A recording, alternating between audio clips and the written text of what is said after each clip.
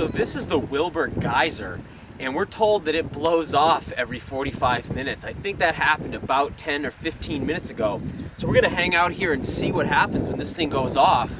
The water coming out of it's 140 degrees. A lot of the bathing pools down the hill have to be cooled a bit. They have to store that water to let it cool off enough that they can actually put it in a tub for people to get into.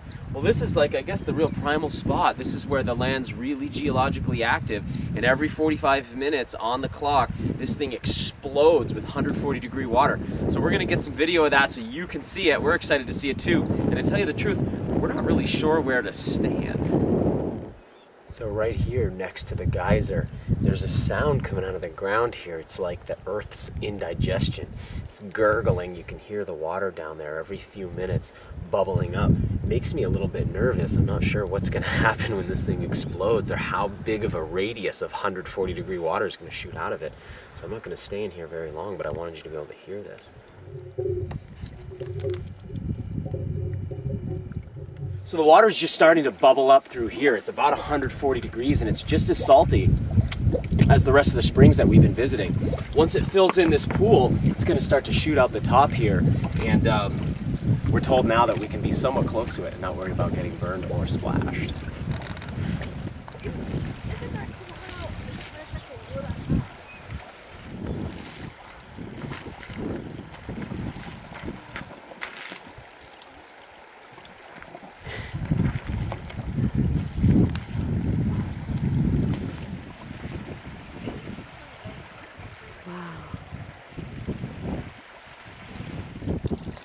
Okay, that's hot. It's 140 degrees, and you can see that the pressure's enough to bring it up and shoot it right out of the top there. And as it runs down, look how it's depositing its precipitate, mostly sulfur, right along the edges of this. You can imagine if this was this monument was allowed to stand for 1,000 years, this thing would eventually accumulate. You wouldn't even see the structure anymore. It would just be a big mound, like a stalagmite of sulfur and other precipitate. Really amazing. Water's super warm, and as it comes over the top here, it's cooled just enough that it doesn't burn you when it splashes down on top of you. This is the amazing magic of natural geothermic springs.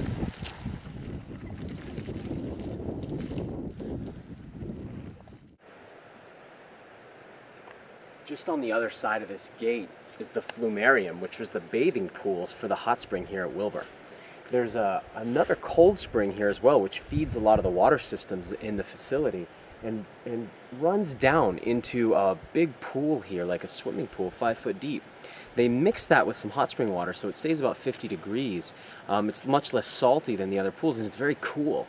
There's also cold springs pumped into a tub over here, which is very cold, the native temperature that it is underground. One of the really great things about that is it allows you to go from hot water into cold water, back into hot water, back into cold water. When you do that, you really tonify your skin.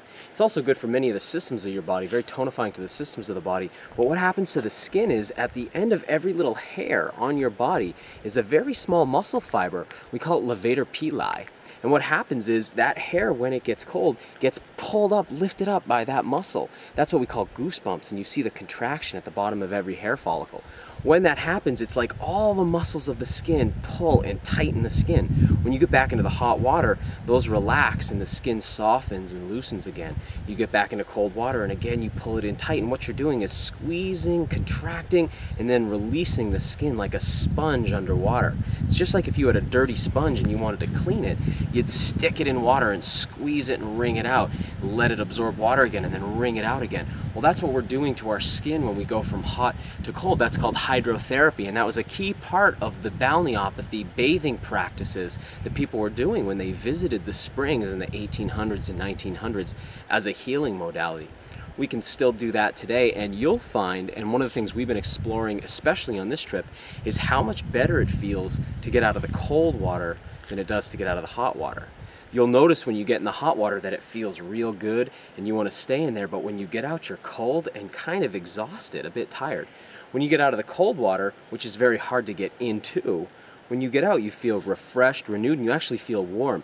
So it's always important when you're at the sauna or at a hot tub or at a hot spring to always end with the cold water. That's what helps you feel revitalized at the end of it. Tones the skin back up, drives the heat back to the core, and allows you to feel really awake and vibrant. That's what we've been doing here, and that's what's so great about having the cold spring and the river right here next to the hot spring sources.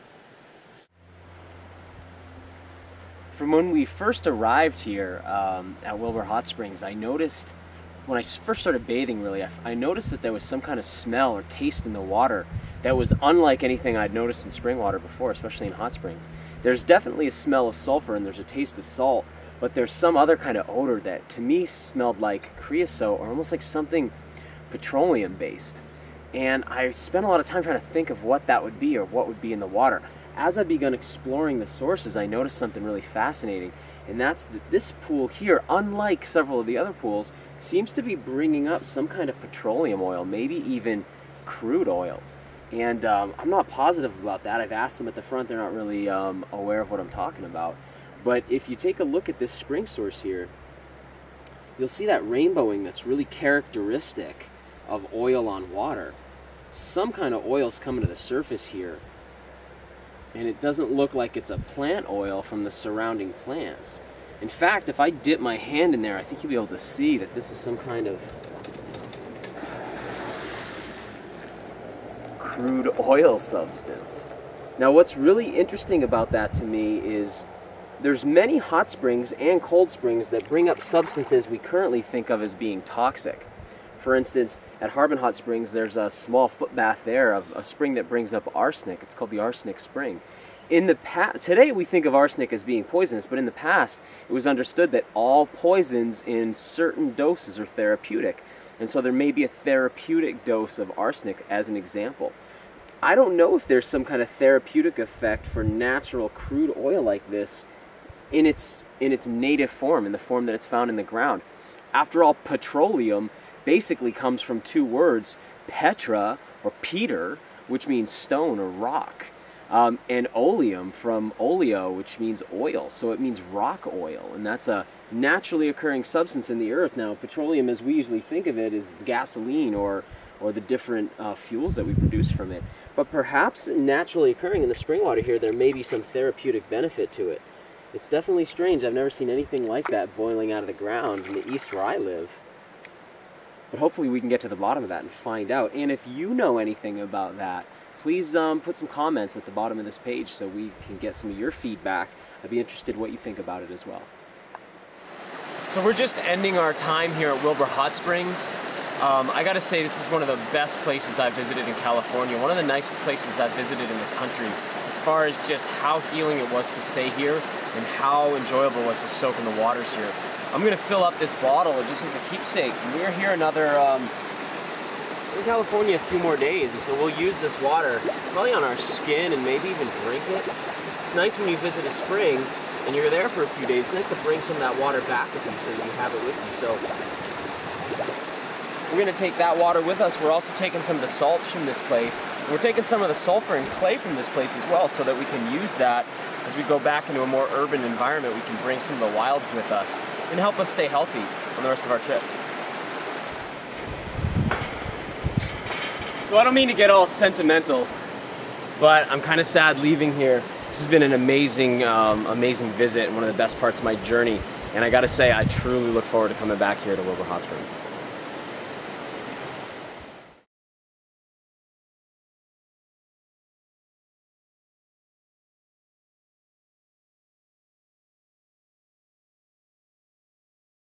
So if you've been using findaspring.com and you've been using it to find your drinking water, I want to encourage you to start putting hot springs on that website as well. So if you could submit those, we'll put those up on the map just like we've done with the cold springs, but rather than using those blue tacks, we'll use red tacks so you'll be able to differentiate visually if you're looking at a hot spring or a cold spring. We could populate that whole map with both hot springs and cold springs, so if you've been spring jumping around the country or around the world, you'll know where to go to find hot water like this or cold water for your drinking.